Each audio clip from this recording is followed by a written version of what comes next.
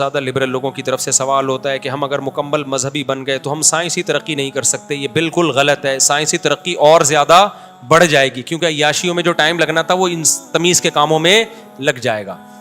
باقی یہ کہ تم یہی دیکھتے رہو گے نامحرم ہے, تو کون کہہ رہا ہے بھائی کوئی نامحرم ہے تو آپ اپنا پڑھائی میں ٹائم رکھو. ہم یہ کہہ رہے ہیں پڑھائی کو فوکس کرو, نامحرم کو مت دیکھو. تو جو ٹائم محرم کو دیکھنے میں لگتا ہے وہ ٹائم کس میں لگے گا؟ کتاب میں. تو ترقی کم ہوگی یا زیادہ ہوگی؟ ترقی میں جب رکاوٹ بنتی ہے جب نامحرم کے پیچھے ڈنڈا لے کے بھاگ رہے ہوتے آپ, کہ چونکہ ایک یونیورسٹی میں نامحرم ہے اور نامحرم کا آنا غلط ہے لہذا ڈنڈا لے کے اس کو, تو پھر آپ ترقی نہیں کر پاؤ گے, سارا دن نامحرموں کو ہی ڈانٹتے رہو گے. تو یہ نہی عن المنکر, اس یا تو تبلیغ میں نکل جاؤ, وہ تو محبت سے سمجھاتے ہیں, یا حکومت اپنے ہاتھ میں لے لو, وہ ڈنڈے سے سمجھائے گی. تو آپ کے تو ذمہ ہی نہیں ہے نا, آپ اپنی پڑھائی کو فوکس کرو. اور میں عجیب بات بتاؤں, میں تو دنیا میں ٹریولنگ کرتا ہوں, اتنے قابل مذہبی لوگ اتنی اچھی پوسٹوں پہ پہنچے ہیں. ٹاپ 10 سائنسدانوں میں جن کا شمار ہوتا ہے, یار ان کا کیا نام ہے, وہ پاکستانی ہے جن کا ٹاپ 10 سائنٹسٹ میں شمار ہوتا ہے. میں نے انٹرویو بھی لیا تھا ان کا, ڈاکٹر ذیشان الحسن ہے, مبشر عثمان ہے سر, وہ کرپٹو کرنسی کے بارے میں ان کا میں نے پوڈ کاسٹ کی تھی. وہ تو ماشاءاللہ باشرہ آدمی ہے, نظر کی حفاظت کرنے والے, تبلیغ میں بھی وقت لگا ہوا ہے, اور پاکستانی ہو کے دنیا کے ٹاپ 10 سائنسدانوں میں ان کا شمار ہوتا ہے. تو مذہب اگر رکاوٹ ہوتا تو ڈاکٹر عافیہ صدیقی, وہ بہت بڑی انجینئر تھی, وہ سوری فزکس میں بہت ایکسپرٹ تھی, وہ پردے دار تھیں, ہیں کیمسٹری میں بہت ایکسپرٹ تھی وہ. تو ان کا شمار بھی بہت بڑے سائنسدانوں میں ہوتا ہے. ڈاکٹر عافیہ صدیقہ جو آج کل امریکہ کی جیل میں ہے, مکمل پردے دار تھیں اور اتنا سخت پردہ کرتی تھیں, اتنا سخت پردہ کہ آپ کی سوچ ہوگی, کیونکہ جو ان کے ریلیٹو تھے انہوں نے ہمیں بتایا. لیکن کتنی ترقی کی, کتنی بڑی سائنٹسٹ بنی وہ پردے میں رہ کے. اور یہ اور بھی ڈاکٹر خرم صاحب ہیں یو کے میں, کینسر کے بہت بڑے اسپیشلسٹ ہیں, وہ بھی کافی مذہبی ہیں. تو یہ ایک نا لبرل لوگوں نے دماغ میں بسا لیا ہے کہ ہم اگر مذہب کو فالو کریں گے تو ترقی نہیں کریں گے. اصل میں ہوتا پتہ ہے کیا ہے, لوگوں نے ادھر کے مذہبی لوگ دیکھے ہوئے ہوتے ہیں, یہاں کے مذہبی نمازی, وہ تو قوم ہی سست ہے نا, تو نمازی بھی کیا ہوں گے. میں ایسے نمازیوں کو جانتا ہوں, صبح فجر پڑھنے کے لیے آئے, جا کے پھر دوبارہ سو گئے, پھر ظہر میں اٹھ کے ظہر پڑھی, رمضان میں دیکھو نا ٹھیک ہے, سارا دن سوتے رہے, نماز بھی پڑھ رہے ہیں, وہ داڑھی بھی ہے ان کی. لوگ کہتے ہیں یار یہ دیکھو یہ کیا ترقی کرے گا.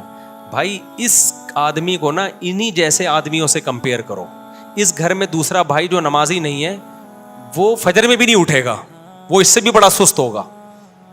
یہ کم از کم اتنا چست ہے کہ فجر میں اٹھ گیا. تو جب بھی کمپیئر کیا جاتا ہے ایک قوم کے لوگوں کو دوسرے قوم کے لوگوں سے کمپیئر کیا جاتا ہے. آپ کہتے ہو پاکستان میں مذہبی لوگ ہیں ترقی نہیں کر رہے, تو جو غیر مذہبی ہیں وہ کون سا ترقی کر رہے ہیں.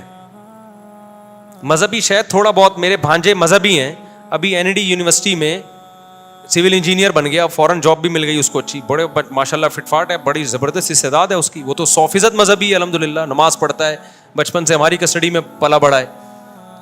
لیکن وہی بتاتا ہے کہ جو کراچی یونیورسٹی میں جو لونڈے لپاڑے ہیں وہ کر کیا رہے ہیں, پڑھ کے تو دے نہیں رہے, وہ ڈیٹے مارنے گئے ہوئے ہوتے ہیں, تو گٹکے کھا رہے ہیں اور پتہ نہیں کیا کیا کر رہے ہیں.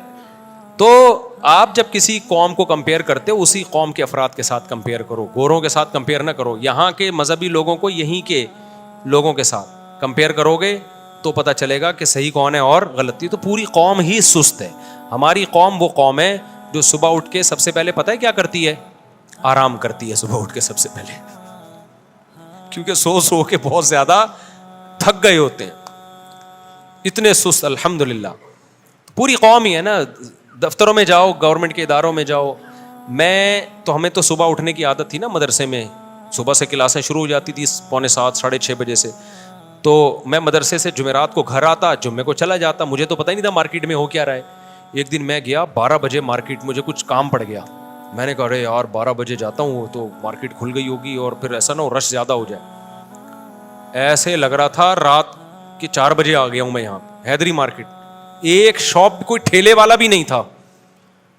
میں نے کہا یہ 12 بجے, کیونکہ ہم تو پڑھائی سے فارغ ہو چکے تھے, تو 12 بجے کھانا کھا کے قیلولہ کر رہے ہوتے تھے ہم لوگ, تو ہماری تو ساری ایکٹیویٹیز 12 بجے ختم ہو جاتی تھی. ایک دکان بھی نہیں. میں نے کہا یار یہ کیا ہے؟ انہوں نے کہا باپ کراچی ہے بھائی, 12 بجے کو پاگل ہوگا جو آ کے دکان کو 2 بجے. پھر ہمارے ایک دوست سے موبائل کا کام تھا, میں نے فون کیا دوپہر 2 بجے, کہہ رہے میں بس ناشتہ کر کے پہنچا. مفتی صاحب بس آپ انتظار کریں. میں نے کہا 2 بجے ناشتہ, تو وہ تو کوئی دیندار نہیں ہے کوئی زیادہ.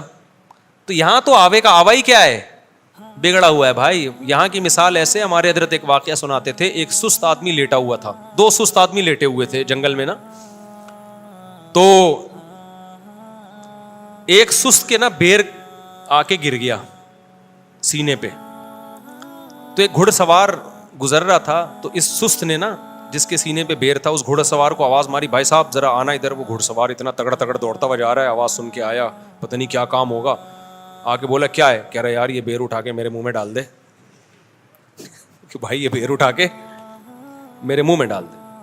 اس نے کہا یار یہ کوئی کام ہے یار, تو خود نہیں کر سکتا تھا, مجھے بلوایا. اور اگر تو نے نہیں کرنا تھا, یہ تو تیرے ساتھ لیٹا ہوا ہے اس کو بول دیتا. دوسرا کہتا ہے مجھے بولتا, میں نہیں کرتا اس لیے مجھے نہیں بولا. کہہ رہے کیوں نہیں کرتے؟ کہہ رہے کتا میرے منہ میں پیشاب کر رہا تھا, میں نے اس کو بولا ہٹا نہیں رہا تھا اس کو. میں بول رہا ہوں ہٹا, مگر یہ نہیں ہٹا رہا. اس نے کہا ایک جیسے ہو دونوں.